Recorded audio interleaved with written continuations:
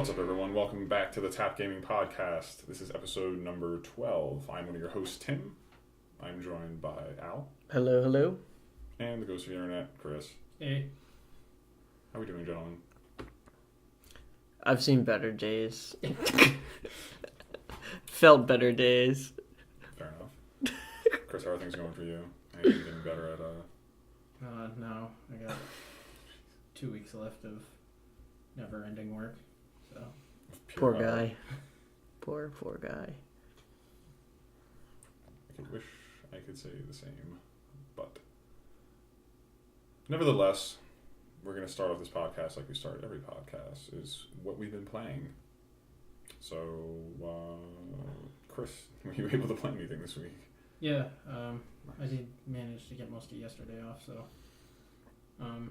I finished up a second playthrough of Arkham Origins, so I did notice a while back they released updates, and it does look like they fixed most of the crashes with the game. I only had it crash once after the Deathstroke fight, so other than that I haven't noticed anything. So, I mean, if you can pick it up for like less than, I don't know, $15 or something, I'd recommend getting it now. Alright, cool. Yeah, I saw it on GameFly for $18, but still gonna cross that $20 threshold, so no dice. No dice, GameFly. Yeah, that's been it though. Al, what have you been playing? Played a bunch of sports games. Played Virtua Tennis 4. Played Tiger Woods Golf 2006. Played Dexterous, a mobile game. Courtesy of Tim there. I played Fruit Ninja, and I played some more Katamari Forever. Solid week. Mm-hmm. I also was playing Dexterous. I'm at 91. Yeah, I got to 90. You have no idea how angry I was when I didn't get that. Yeah, and then for the top 10 video we did, I played a bunch of racing games, but... Check that out. It's a new series we have going. Yeah, we're gonna test it out. We're gonna see how it works. If people like it and we get good feedback, we'll continue doing them. But it's a lot of work, so I'm not gonna spend like 80 hours making a video. And we'll see how it works. But yeah, so I played like GT4. Well, basically all the games are in that. I played. I started Zone of the Enders HD. Thoughts? It's still a fun game, but I can't stand the fucking main character to save my life. That little Leo guy, the little crybaby. No, I don't want to do anything. I don't want to fight. Well, get the fuck out of the orbital frame then. You go get stepped on it like the rest of your friends did. Sorry, spoilers. Happens the first 10 minutes of the game. No! And the game's also 10 years old, so I don't want to hear it.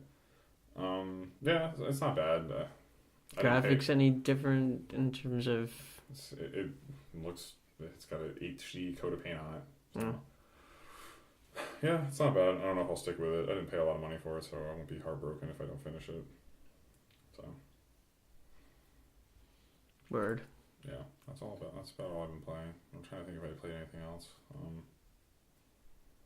No, I'll do it. I downloaded some stuff, but I never got around to playing it. Well, it's been pretty barren for the past... Well, Walking Dead 3 came out this week, episode 3. Yeah. So I didn't download that, which I should have, but I'll get around to it. I hear you. I just need a day just to sit down and crush out all the rest of the Telltale stuff I haven't done. But, Yeah. Do it before Watch Dogs. It seems like it's going to be pretty time consuming. Let's hope so. Yeah. I'm going to renew my live account first. That's more important than getting Watch Dogs. I would agree with you there. Alright. Have you been watching anything decent lately? Yeah, so, like I said, yesterday was kind of my main day to have some free time. So, I did do some catching up on shows, like, primarily, 24 Arrow, Marvel's Nice. Agents of S.H.I.E.L.D. So I saw the 2 season finales of Marvel's Agents of S.H.I.E.L.D. and Arrow. Those Well, Arrow was awesome. Arrow was badass. I can't speak for Agents of S.H.I.E.L.D. Yeah, that one was... It was kind of underwhelming. I was hoping it was going to be better. But, I mean, they left some cliffhangers that are promising for next season, so... 24, thoughts? Yeah, I caught up on that too, which I probably already said. Yeah, that's getting interesting too.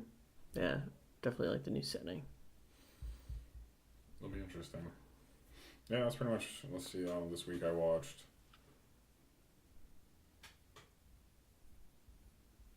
Adventures in Babysitting. Totally random. It's a good movie. You should watch it. It's a classic '80s movie. Elizabeth Shue. The cover for it is pretty memorable. Yeah, it's a funny movie. It looks like a kids movie, but trust me, it's not a kids movie. I watched the season finale of Arrow, which was, like I said earlier, was badass. 24. Trying to think if there's anything else I watched.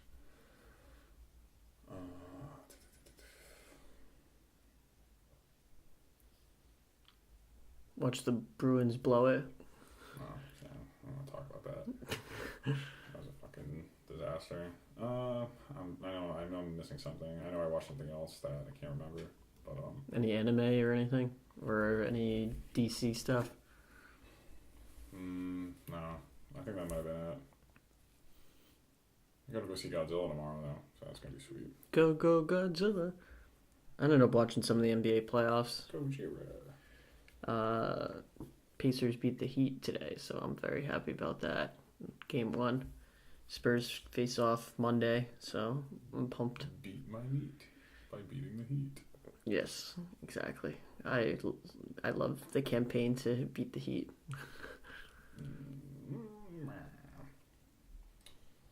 So, shitload of new games coming out this week. Wolfenstein: The New Order comes out for PS4, PS3, Xbox One, Xbox 360, PC. Drakengard 3 comes out for PlayStation 3. I believe this game came out last week, but the limited edition either got restocked or just came out this week. Hakuoki Stories of the Shinsengumi limited edition came out on PlayStation 3. Mugen Soul Z came out on PlayStation 3. What else? Darksiders Collection came out on Xbox 360, PS3, and PC. It contains both games and all the DLC content, all the DLCs. Red Faction Collection came out on PlayStation 3 and PC. It contains Red Faction 1, Red Faction Guerrilla, and Armageddon, and that contains all the DLCs as well. And randomly, Killer is Dead Nightmare Edition came out on PC. Woo. I'm kind of hopeful for that Castle Wolfenstein. Or just Wolfenstein. Or Wolf. I don't know why I was thinking Castle Wolfenstein, but Wolfenstein. From what I've seen from the commercials and the trailers, it looks like they just like completely overhauled the game. Like it looks really good. Yeah, we'll see what happens. I'm not generally a big Wolfenstein fan, so I won't be playing it. But not initially, at least. Oh my god. Excuse me. Hang in there. It's only the first 10 minutes. It's like, we're recording late today, so I'm not on top of my game. Yeah. I'm running on fumes. Same here. I saw Jim Jeffries in Boston last night. Well, you also had all day to sleep. I didn't have that luxury. So. Alrighty. So, we're going to jump right into our news.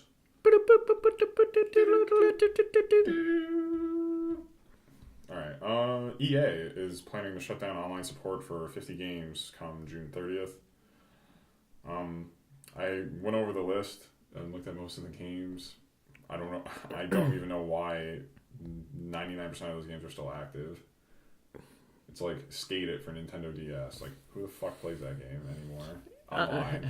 I don't know, but I found it funny how like a majority of those games are for Nintendo, the Nintendo platforms. Yeah, like Nintendo DS games. I was like, really still supporting FIFA? Like, what was it? I saw like FIFA 2008 for DS still had online support. I was like, what the fuck? Yeah. Some of it was pretty stupid. So, yeah, I say like maybe some of the shooters. Like, I know I said Crisis 1 and 2 for PC were getting shut down, and Battlefield 2. if you're still playing Battlefield 2, like, just get over it. The game's so fucking old. Yeah, so that's happening. There's a list on IGN if you want to consult it to see if one of your favorite games is losing online support. And they said something about like, oh, we're gonna try to see what we can do to keep some of them online, but I don't see that happening. Yeah, that's just a nice way to say we're still canning it. Well, and I don't blame them. Like, it costs a lot of money to maintain like servers for games that no one is playing. Yeah. I forgot the statistic they said, but they said like those 50 games account for less than 1% of all their like server usage or some shit like that. So yeah, whatever. Good riddance. Dump them.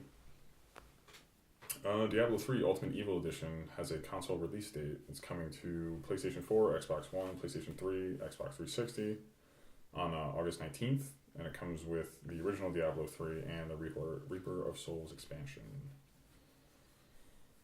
So that's cool. If you've never played Diablo 3, that's probably your best bet, or your best time to get into it. Get it next gen, and get everything with it. Yeah. I also believe on Xbox, I don't know if they're doing it for Xbox One and 360, but I know on the PlayStation 4 version you can transfer your character from PlayStation 3 over. So that's cool. It's pretty cool. Did you ever get around to playing Diablo 3, Chris? I know you have it. I did not, unfortunately. Does this entice you at all, or no? Well, I mean, I'm interested in the Reaper of Souls expansion, but the Ultimate Edition itself, because I already have Diablo 3, like the main game. And what if you sold it and you just subsidized and just got it for console? I guess I could do that. I don't know that I would, though. You have a brand new copy of Diablo 3. You could probably still get like $20 for it. Yeah, probably. And you can get this Ultimate Edition for cheaper. Alrighty. I don't know. I've seen Diablo 3 played. It looks cool, but I don't have time for 500-hour games. Yeah. That's an exaggeration. You could probably be quicker than that. Alright. Just like happened to Nintendo a little while back, Sony executives, including CEO and President Kaz Hirai, are taking 50% pay cuts and are foregoing annual bonuses after posting a $1.27 billion loss. But to be fair, they're the opposite of Nintendo. Their gaming division was doing well. Yeah, but to post a loss that large is kind of ridiculous considering how much like stuff they sold off last year to kind of combat another annual loss. Like they had a skyscraper in New York City that they sold for some absurd amount of money, and they still weren't, in the black. So it's crazy to see that these companies are still hemorrhaging like serious money like that. So no bueno for the gaming industry. But yeah, well, speaking of $1 billion losses, it's not a loss, but it's a number that's similar in figure. Twitch is reportedly going to be getting bought by Google. Really? For an estimated $1 billion. And I really hope that doesn't go through. Isn't that basically like a monopoly? I just don't understand. They're going to probably get some heat from I don't know if it's the FCC, but they're going to get heat from someone because they're both the number one apps in their they're the number one platforms in each respective category. In terms of like online videos, YouTube is the biggest and Twitch is the largest streaming. Yeah, I'm very curious as to what they end up doing with it. Like if it goes through. I'll just say this right now: if Twitch gets bought, if that deal goes through, I will delete my Twitch account tomorrow. I'll have nothing to do with that because they're going to completely fucking ruin it. Yeah. So I don't. Yeah, I have a bone to pick with Google. So if they buy, you and I both. If they buy Twitch, I will delete my account, and I'm sure many people would have similar feelings about this potential acquisition. So if you care about your users' Twitch, you wouldn't sell your company. The rich get richer. It's just kind of like I just don't see the benefit on Google's behalf in the sense of like I understand it, but like in the same sense like a majority of YouTube, a lot of their viewership already is gaming related. So, but live streaming to YouTube is not the same as live streaming to Twitch. Okay, that's fair. And also, Twitch has integration on both Xbox One and PS4 Yeah. built into the box. So even if you don't have a camera, you can still Twitch. You can still stream. So yeah, I'll never use Twitch again if they get bought by Google. So These website companies just get richer. well, it's just one like monopoly after another. Their competition breeds creativity, and if you just think that the best way to kind of maintain market share is just to keep buying everything, you're just essentially creating a lifeless market. Like I know that's like free enterprise and you can do whatever the hell you want, but like the same thing happened with like with the whole announcement of Apple buying Beats for $3.2 billion. It's like, why does Apple need to buy Beats? So what? So now what? HTC can't use Beats in their phones anymore, and I guess so. Anyway, so they can. Really that desperate that you're gonna throw that much money to acquire a company that makes fucking headphones? All I know is Dr. Dre is rich. Whatever. Fuck Dr. Dre. Yeah, look out for this Detox, you fucking lazy bastard. that should be the name of the podcast. Fuck Dr. Dre. No, that's what's called look out for Detox. Look out for Detox. Look out for Detox. Been saying this for fucking since what 2000? Since what 99? Pretty much. Yeah. The Chronic 2001 came out in what 99? Yeah. Which makes no sense. But yeah. Fucking made one. You put one track off that fucking album. It was fucking awful. Was there one called Kush? No, the song was called The Doctor or something. Yeah, with Eminem. But I think he had another one called Kush with Snoop Dogg. Whatever. It's fucking stupid. It was like him working out the whole video. I was like, dude, you're fucking 50 years old. Like, no one wants to watch you work out. You're not 50 Cent. Stop it. I'll hurt you, man. Yeah, that's... Alright, this is going to get me upset if I have to talk about Dr. Dre anymore. Okay, moving on. Alright, well, some exciting stuff. Halo 5 Guardians was announced and will arrive on the Xbox One in 2015. That's good news. I put up a picture, like a little concept art they threw out there. So, looks like they're teasing a female Spartan, which is kind of cool. Although they updated the article that I saw on IGN where it was like, it's something like, it's not that girl Sarah and it's not Cortana. And then he said something about he, or something about him. So he made it sound like it's a male character, male Spartan. Whatever they choose to do with it. Maybe he just missaid it, just said he instead of saying she. But either way, I'm curious because if you read some of the backstory, the Spartan program, well, it was brought back, right? But it was dead. Well, even like in 4 there's female Spartans, and Halo Reach there's female Spartans, so it's like there are female Spartans, so it's not like it's even in Forward Unto Dawn when they did the live action for Halo 4, there's female Spartans, so I think it'd be cool to have another female character in the forefront. I think it'd be badass if they had a Spartan that like became a traitor, and then he became like the arch villain that you had to kind of fight. That'd be cool. I think that'd be kind of a badass villain to have, basically the antithesis of Master Chief. So it'll be interesting to see what happens with it. There's still a lot of unknown stuff, but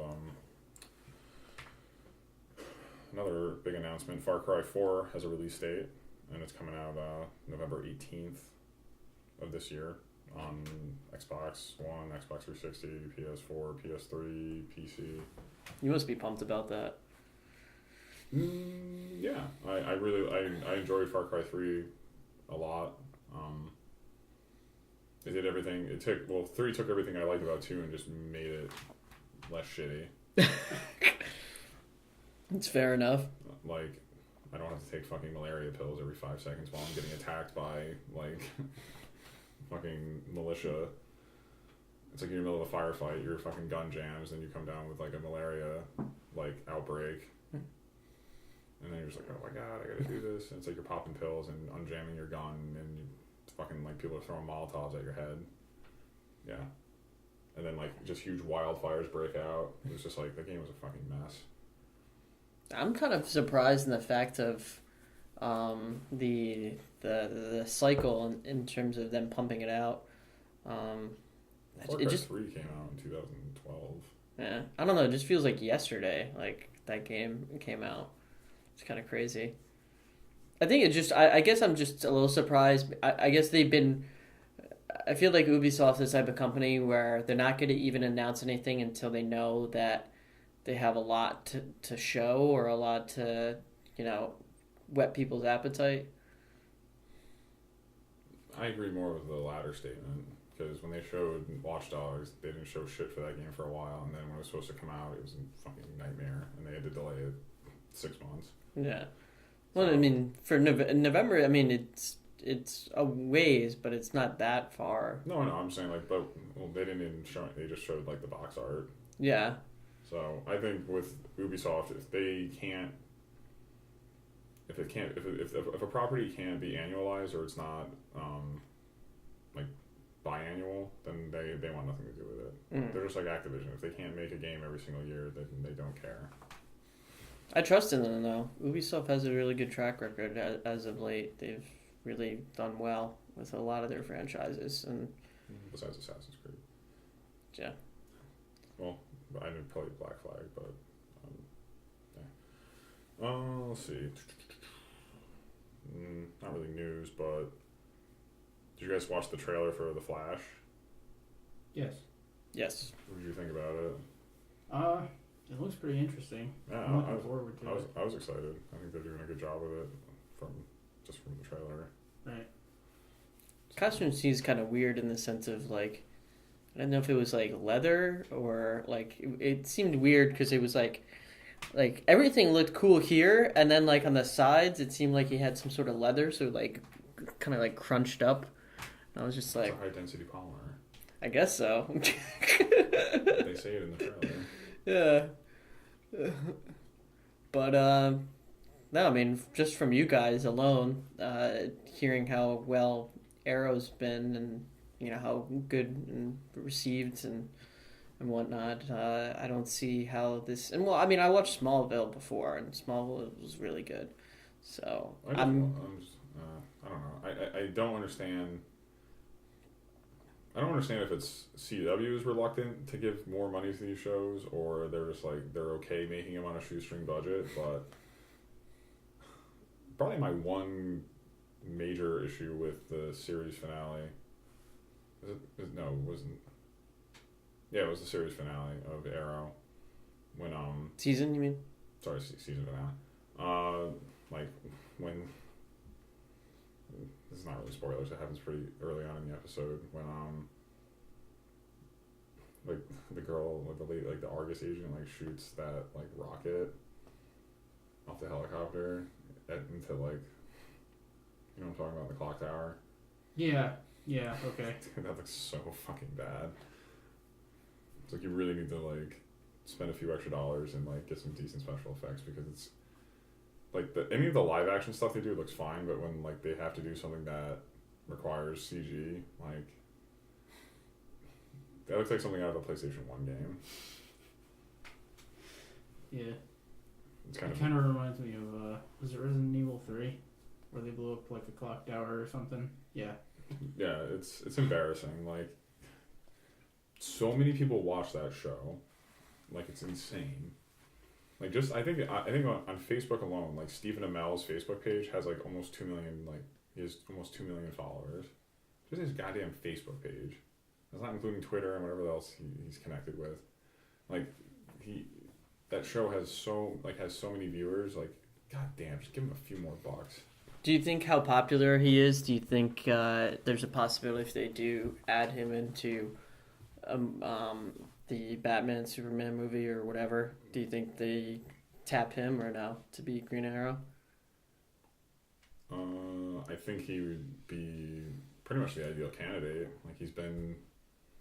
Like, would you be pissed off if they didn't get him? Would I be pissed? No. I guess it would basically come down to scheduling. So, I know they were pretty, because I watch a lot of like the behind the scenes stuff and like a lot of like some of the not necessarily documentary stuff, but like for Arrow, and like they have a pretty rigorous, like production schedule. So if he got asked to do it, I don't think he'd say no. But if it conflicted with the show, I think that's his first priority. I'd be surprised though. I mean, isn't a Warner Brothers property? So wouldn't they be like, yeah, we'll fit, we can fit you into this? Yeah, but like, if they're like, oh well, we're filming season 3 of Arrow, like we're not going to cast you in a movie that's going to take 2 years to film. Mm-hmm. Well, he's probably gonna fucking want to kill himself by the time he's done because you're going in like. Yeah, but to be fair too, a lot of the times they'll fit around the schedule and they'll just film the scenes just with him. Yeah, well, I'm certain he'd probably have like a pretty cursory role in it. I don't think he'd be like a leading actor in it. So I think it would be cool if they got him. He has, in terms of obviously the physical nature of the role, he has a good understanding of it. He's done 49 episodes now, so like he's pretty acquainted with the character. He knows the lore. So I think as far as that goes, I think he'd be ideal. But yeah, who knows? We'll see what happens. What do you think? Would you be a fan of him and his Green Arrow if they did a Justice League team up movie? Yeah, but I mean, I'm not really sure how that would work right now. Like, would it be like a combination of the characters that they already established in like the Superman and Batman movies, and then the TV series meets those, or would it be like totally new Superman and Batman people along with like Stephen Amell and whoever the Flash is? I don't know. I think for the way that Justice League has kind of somewhat routinely been set up is you wouldn't need to do this whole, like with Marvel, they wanted to have this huge event, so like they wanted to do all these phases where it's like we're going to have each person have their own movie, and then they're all going to come together, and we're going to make this big, humongous movie. Which is clever. No, it's clever, no, but at the same time, if you have good storytelling, you don't need to do that. Yeah. Like, you can introduce every single character in the Justice League in a matter of minutes. You don't need to have these long, drawn-out, explanations about their origins. The Justice League as an entity is something that's perceived by society as an unknown. So you can kind of just fill in the pieces. People know who the fuck Superman is. People know who Batman is. People know who Wonder Woman is. Yeah. These characters are not like totally obscure. Like if they tried to go into like some of the really, really, really super obscure shit, then yeah, you might want to introduce them and give them a little more screen time. Don't need to talk about fucking Batman and where he came from. People know. There's plenty of movies explaining it. Yeah, if I have to see his parents get shot again, I'm gonna shoot myself. Don't watch Gotham then. Yeah. But yeah, I don't know. As far as that goes, I think it would be. Yeah, I think he'd make a fine addition, and even the kid who's playing Barry Allen in the Flash in the show, I think he looks the part. So it'd be interesting to see if they ever, if those worlds ever collide. But all right. Random, kind of, well, not random, but you brought up Gotham. There's nothing random. Conversational podcast. We go off the Well, rails. what do you think about that series? Do you think it's gonna last?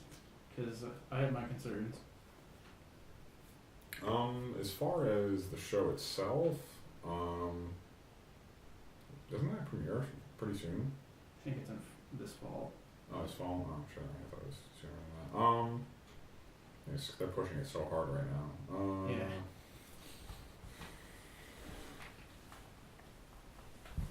I think it's gonna be one of like a wait and see kind of thing.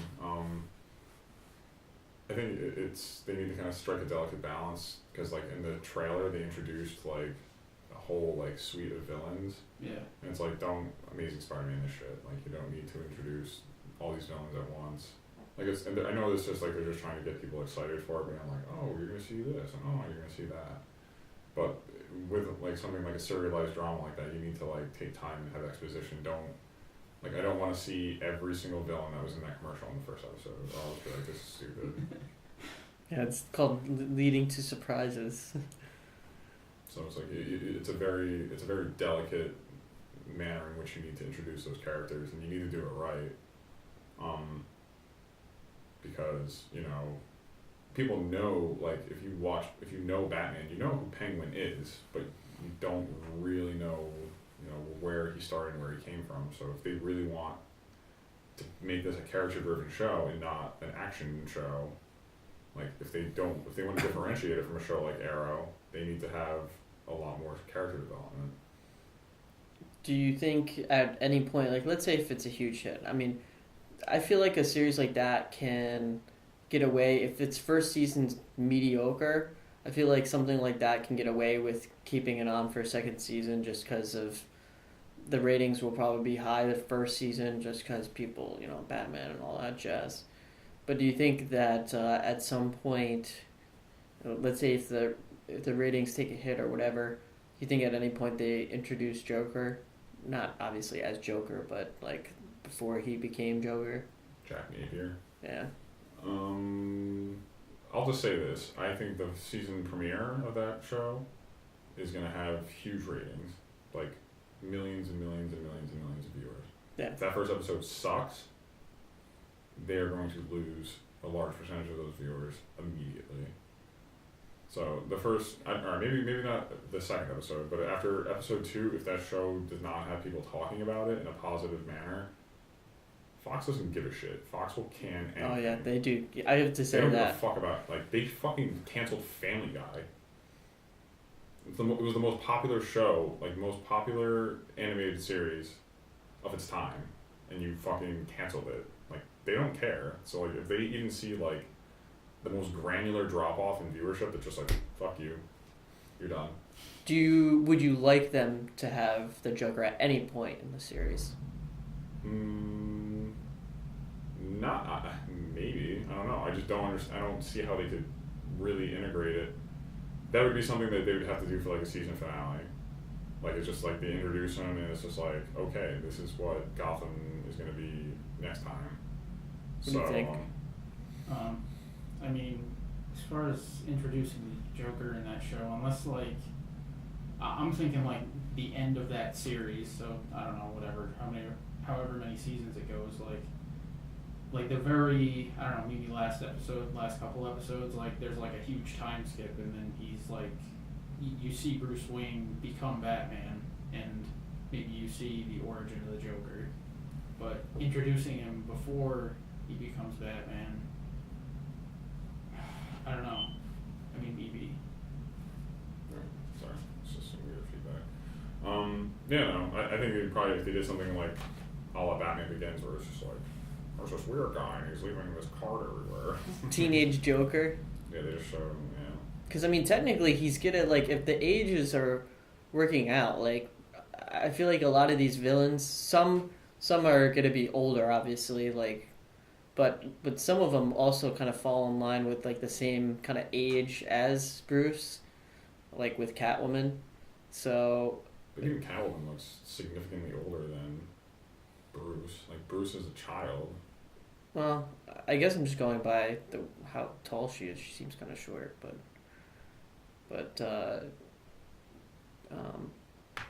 I don't know. It'd be weird to see like a teenage Joker like before he became the Joker. No, I couldn't get behind that. I wouldn't feel good about that. I mean, I guess they would have to show him just getting his rise, starting from nothing maybe as some sort of common thug. Well, I mean, that's not really what happens. Like he gets like dropped in a vat of acid not really through a fault of his own. It's kind of through Batman. But I mean, he works in like a crime syndicate, doesn't he? there's so many different permutations. Like, isn't there one where he was the Red Hood or something? Yeah. Well, yeah, he kind of looks like, like Mysterio or something. He's got like a fishbowl on his Yeah, it's fucking stupid. A red fishbowl. Yeah, I don't know. Like I'm saying, there's so many different versions of it, but let's move forward. Yeah. This is for all those Street Fighter 4 fans out there. Oh, jeez. There's release dates now for Ultra Street Fighter 4. I hate when they do that. Just come up with. Well, Street Fighter games are 10-year games. They can make one every 10 years, and it doesn't matter. People will continue to buy it, and they do like they add significant content for. Like this new one has like 5 new characters, so like this version of the game has like 44 fighters. It just gets funny though when it's just like Street Fighter 2 Turbo, Street Fighter 2 Turbo Hyper, whatever, like the names just get more and more absurd. It's about character balancing, tweaking when, like at least now, well, let me just read this and we'll double back to that. Yeah. June 3rd on PSN and June 4th on Xbox Live, you can download the digital upgrade. That will run you $14.99. Retail versions of the PlayStation 3 and Xbox 360 will come out on August 5th, and those will be $39.99.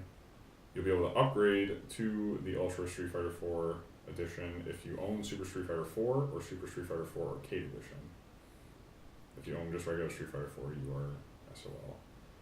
But, well, no, like, think about it. So right now, for $14.99, you can upgrade from Super Street Fighter 4, get all the new characters, all those new character balancing, all the new DLC costumes and whatnot, new levels, new features. So, but yeah, like, back on Super Nintendo, I had Street Fighter 2 Championship Edition, and then I had to buy Street Fighter 2 Turbo, which was another $60, and then I had to get Super Street Fighter 2, another $60, if not more. You adjust for inflation, those games are like over $100 now, or maybe not $100, probably like $80 or $90. So like, yeah, they were fucking expensive. So the fact that you can get all that content for essentially $15 is pretty nuts. I'll probably do it for I don't know. I want to kind of migrate my fighting games over to PlayStation 3. I don't know if I'm gonna spend $40, but we'll see what happens. So now we're moving on to our topic of the week, which is Xbox, hence our table prop. A lot of stuff happened in the Xbox One universe in this past week. A lot of policy changes, a lot of I guess vision changes again. So I kind of wanted to get your guys' take on this because there's some stuff that happened that not a lot of it is. I'm not gonna say like it's dire, but they made a lot of changes that I think were kind of antithetical to what they wanted to do with Xbox One, and they're completely just like off the fucking rails with it. So first thing being, starting June 9th, you will be able to buy a Connectless Xbox One for $399. Seems about to tweak in 5, 4, 3. Well, I want to kind of keep my head on it for this, but I don't understand why they're doing this. Like, yeah, people are like, oh, we don't want Kinect, or we don't need Kinect, but you don't always get what you want. Like, this is like, they built the Xbox One around Kinect, and now they're removing Kinect. So basically, the 5 million or so people who bought this system now have a fucking piece of hardware that's going to literally have no support. And they paid $100 more. Yeah, I paid $100 for it, so because you fucking whined about it, they took it away. Now the people who have it aren't going to get any support for it because there's like people keep saying, oh, don't worry about it, they're still going to be connecting. No, they're not. I feel bad for Harmony or Harmonix. They got screwed over. They're working on a all Kinect game, no controller.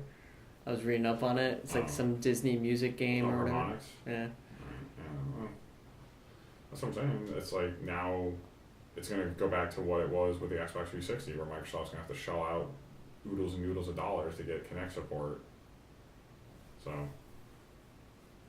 yeah, I don't know. And it's like, even it's like there was no Connect games that were good until Connect Sports Rivals. So it like literally took almost 5-6 months to get anything decent for the Connect. And I don't know, it just sucks.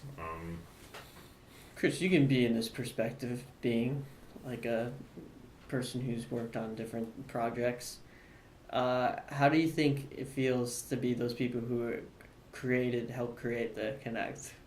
Where do you think that lies with them now that they heard the news from Microsoft? I would imagine it sucks, but I mean, it also depends on.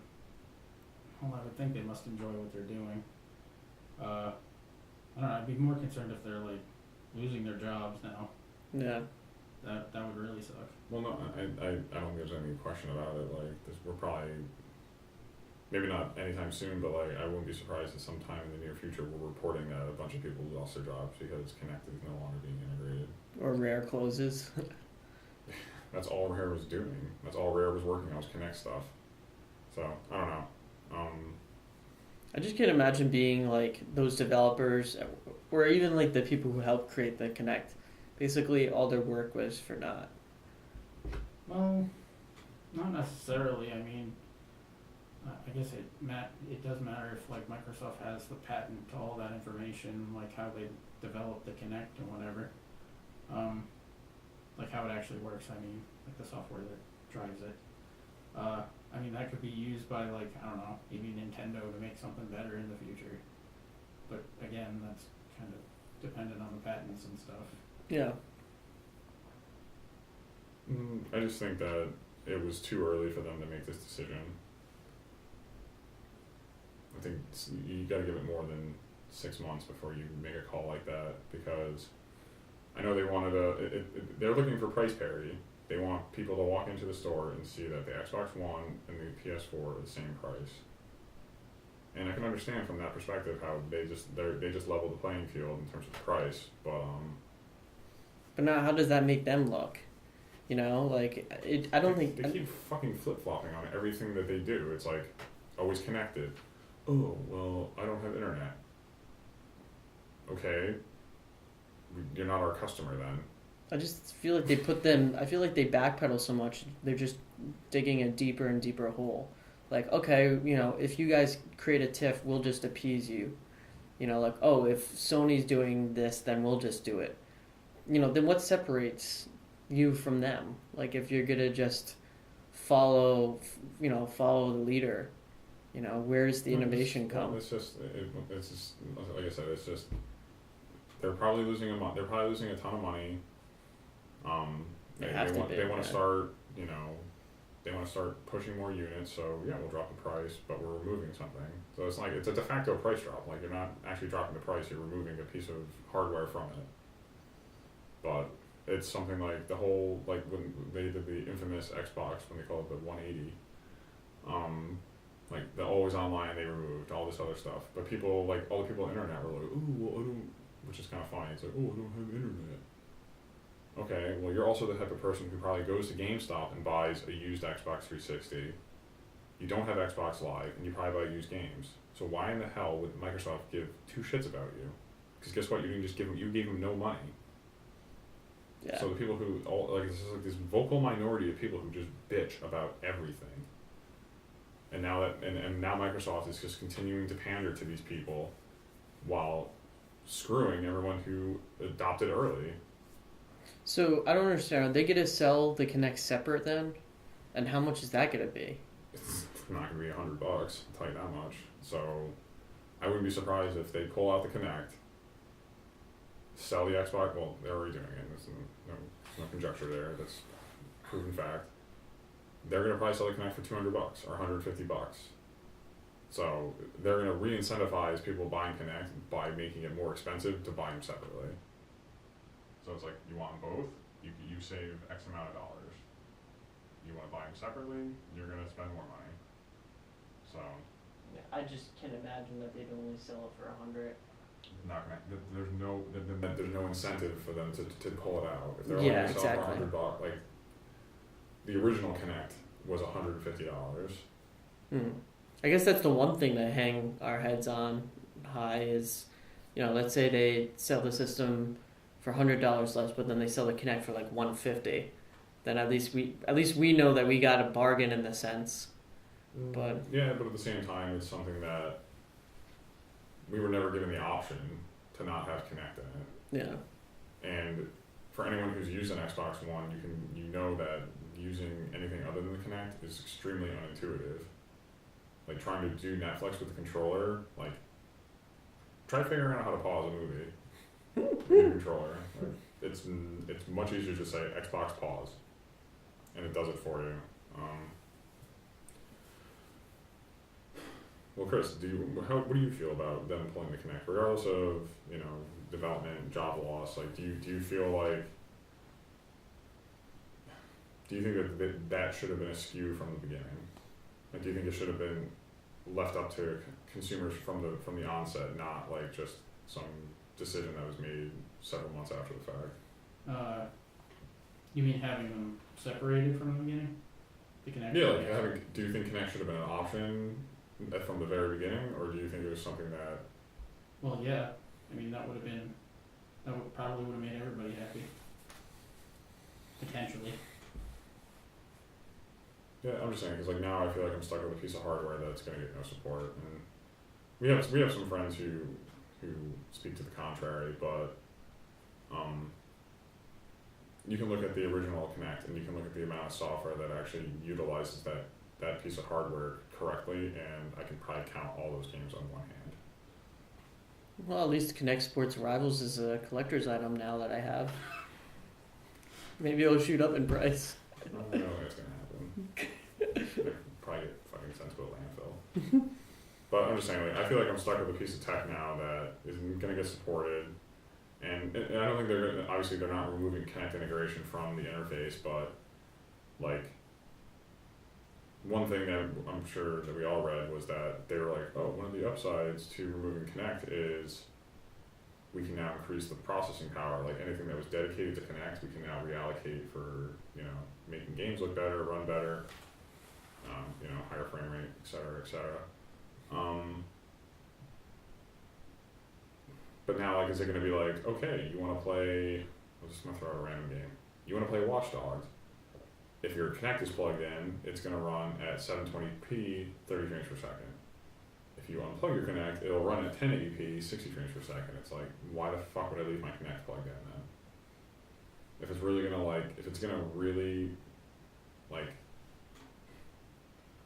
hamper the experience that much, like, yeah, I'll just fucking throw it in the closet. Like, I'll never use it again. I'm surprised. Well, I don't know how much of,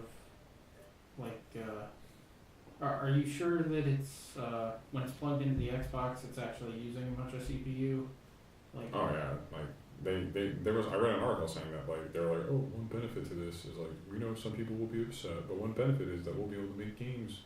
Like, they're not only looking for price parity, they're looking for processing power parity between the PlayStation 4 and the Xbox One. Like, they want them to be on the same playing field, and they said that there's a significant amount of processing power being dedicated to Kinect. Well, like 10%.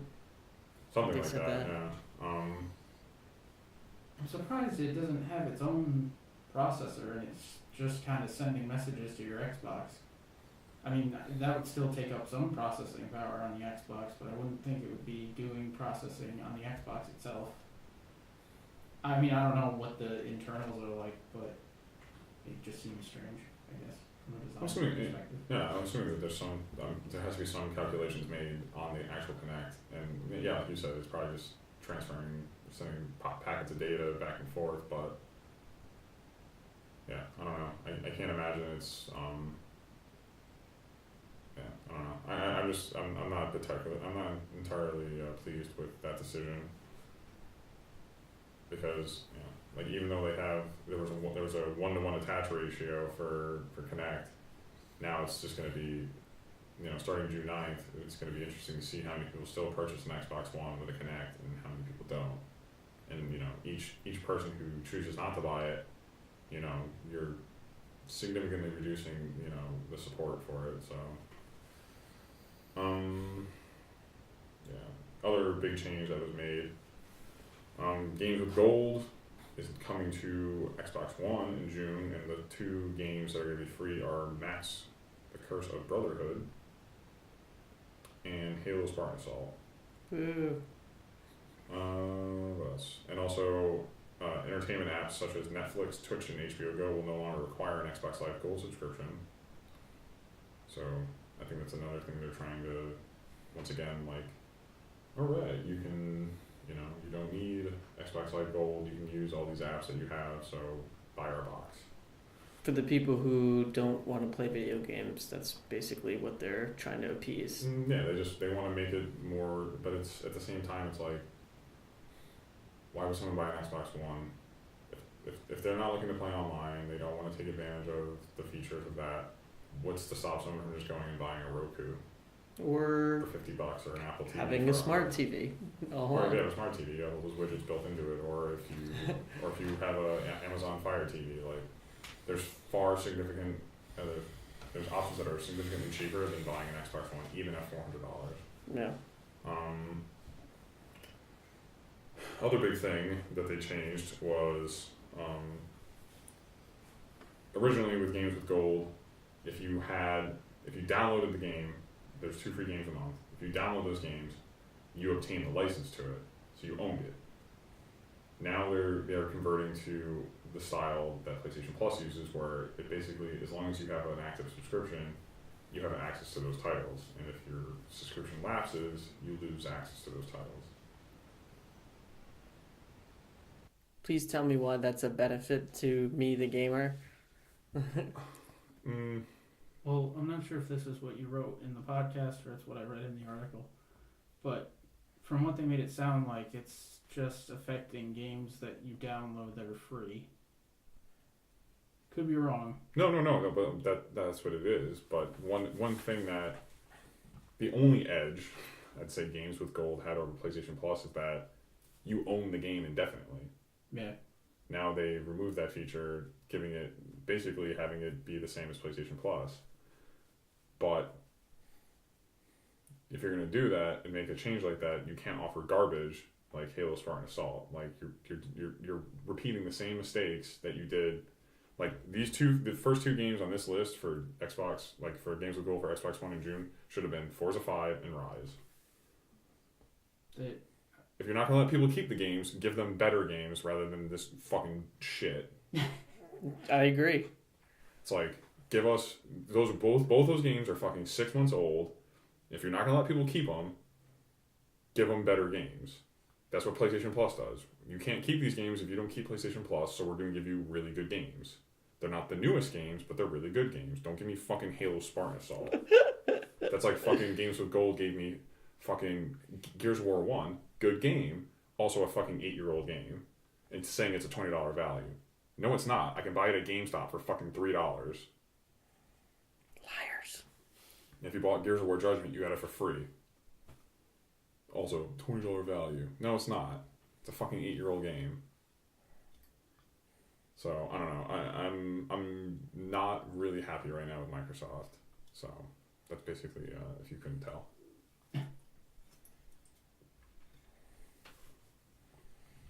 So, feel free to sound off. I mean, I'm appreciative that they give you the free games, but one, like, the selection has always been...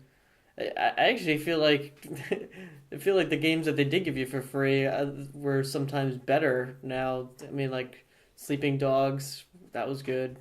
Could download that. But like you said too, there was some selections where they throw you like 6 or 7 years old. Like those were rare. Like to throw you like a Sleeping Dogs. But even Sleeping Dogs is 2 years old. Yeah, it came out in August 2012. So it's like they're not. They were starting to get better, and now this is just like they're completely going back to when they started, and it's just like, we're going to just give you garbage. But it just falls back into like the follow the leader tactics of, oh, they're doing it, all right, we'll just do it too. I saw that so much in like the cell phone industry where a company would come out with something like, oh, well, we have it now too, but we're going to call it something completely different. We have a heart monitor sensor as well, but we're gonna call it whatever, So yeah, it's just no. I'm not excited. I'm not happy about these changes, and like I said, maybe the one bright side to it is I don't know. I don't run a Fortune 500 company, so. I just feel like this generation thus far of this newest generation seems it seems more disappointing than. No, it is because it's more being dictated less by creativity, and it's being more dictated by money. And don't get me wrong, the video game industry has always been about making money. There's no altruism here. People aren't trying to do things out of the goodness of their heart. They want to make money. But I totally agree. I think that the sense of wonderment is completely gone. Like, when you saw Xbox 360 for the first time, you were blown away. It's like the first time you saw a Dreamcast, you were blown away. Yeah. First time you saw a cutscene in, like, a PlayStation 1 RPG, by those standards, you're like, oh my god, like, this looks ridiculous. And now it's like, the wow factor has to be so wow that, but it's just like everything is just keeps getting crippled by really bad business decisions. And just everyone following each other's path, like whoever's on top. Oh, okay, we'll just go that route. It just like what? Then why the hell did I get an Xbox One? Like, did I just buy a PS4? Like, because the way that they're going, it sure as hell seems like this system has no distinction from a PS4. Yeah, I know. Yeah, it's just it's not something that like I said, I'm not particularly thrilled with Microsoft right now.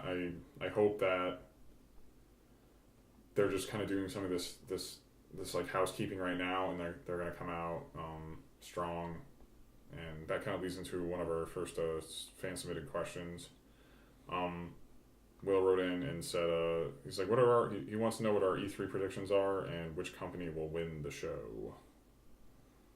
I definitely feel like they show something with Uncharted 4, some sort of snippet or specify some sort of trailer or. Well, like Sony. Oh, Sony. Sony. Okay, so sorry, Sony will show something with Uncharted.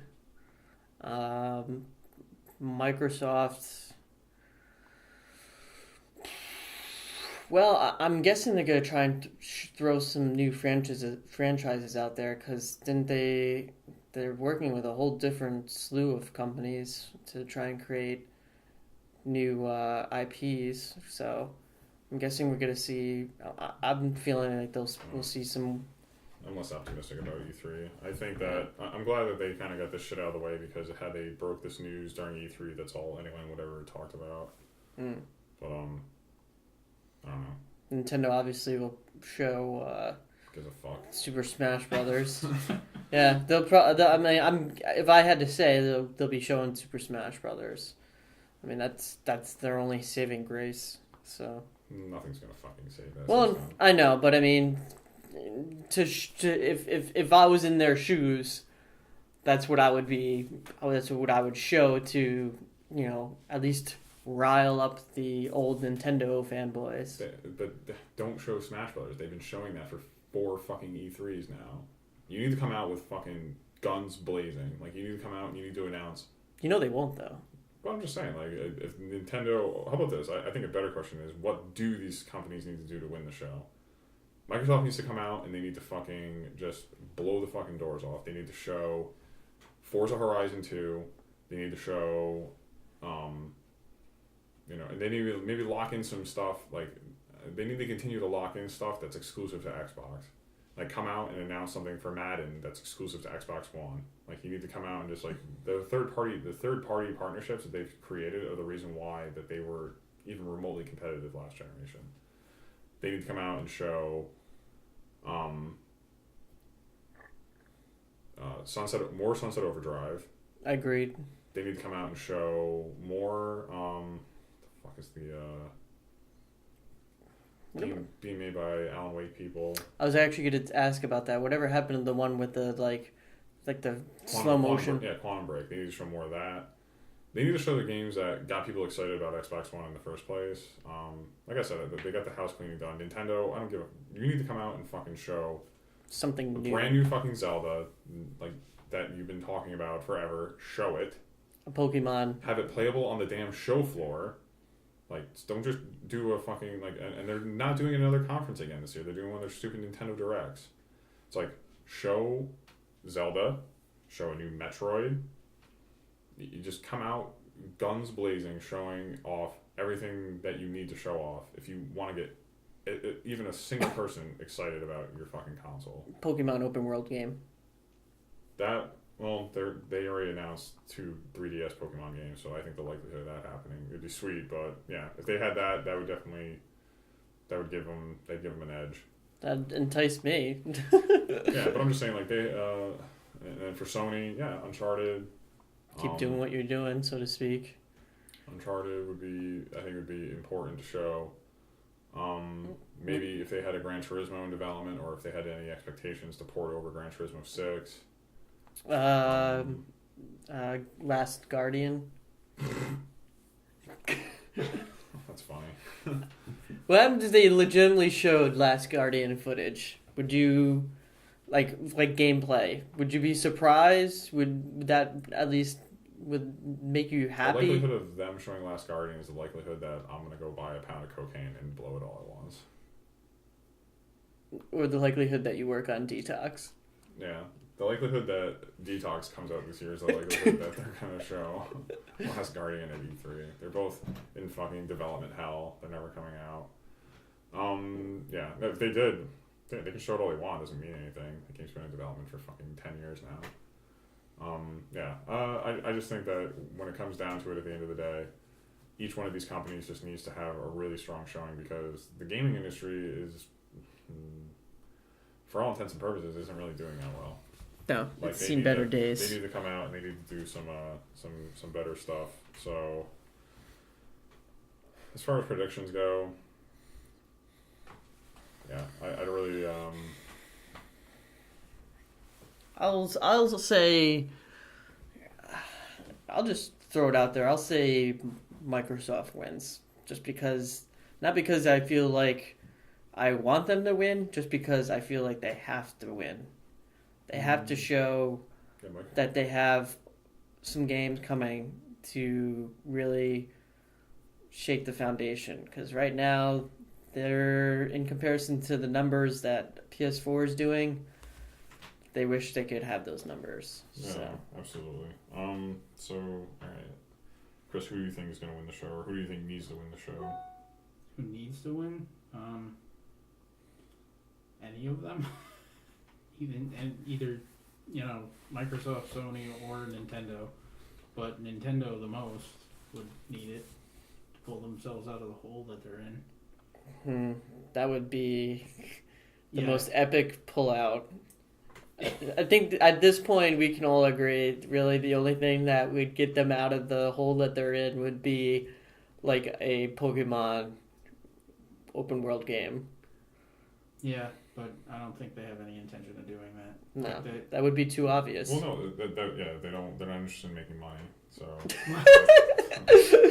What's that? No, what is it? The director or something? Whoever's like in charge of those games, I think. Like, he's been asked that before, and he's like, "No, I want to keep that on the handhelds." And it's like, oh my god, why? You could just. Well, I think in his defense, he thinks that by putting it on Wii U, like, he's going to somehow fragment his audience. The only Wii U games are going to sell well to people who own Wii U's. No one's buying a Wii U to play one particular game. Like, it's too expensive. Like, I would love to play Mario Kart 8. Not spending $330 to play that one game. It's fucking insane. I would like to see Microsoft win. I think the one prediction is we are going to see a healthy amount of Halo 5. Or at least what's underway. You think we actually see gameplay? I think if they want, it's unlikely, but if they really want to, like, stick it to Sony, they need to have some. They need to have something. I'm sure they'll have a trailer, but no way that they've already shown a trailer. Like, they showed that stupid thing with him in a parka. Like, show something different. A parka. But all right, we got one trivia question. Remember, ladies and gentlemen, if you want to be part of the show, write in to tapgamingpress@gmail.com with a trivia question. 4 multiple choice answers. Note the correct answer, and I will read it on the show and to our astute challengers. Alright, so this week it's, hey guys, it's your lovely friend Joe. And the question is, in which Final Fantasy game did Gilgamesh, an awesome villain, and later summon ally first appear? And the choices are A, Final Fantasy, B, Final Fantasy 3, C, Final Fantasy 5, D, Final Fantasy Tactics. Tactics. 3. Final Fantasy 3? Yeah. You guys are both wrong. The answer was C, Final Fantasy 5. No, the first time that both of us were wrong. I think we've both been wrong before. Have we? I think you have too. Yeah. But yeah, that was the only question we had this week. So thank you, Joe, for writing in. Oh, okay. I thought there was someone with you said something about an antagonist. He was a villain, then became a summoned ally. So, all right, ladies and gentlemen, that is it for our show. If you like the show, subscribe to our YouTube channel. Follow us on Daily Motion. Follow us on Tumblr. Follow us on Twitter at Tap Gaming. You can follow me on Twitter at Tim_Utley. You can follow Al on Twitter at AlPocalypseNow. And as always, you can find Chris nowhere. The ghost. So, yeah.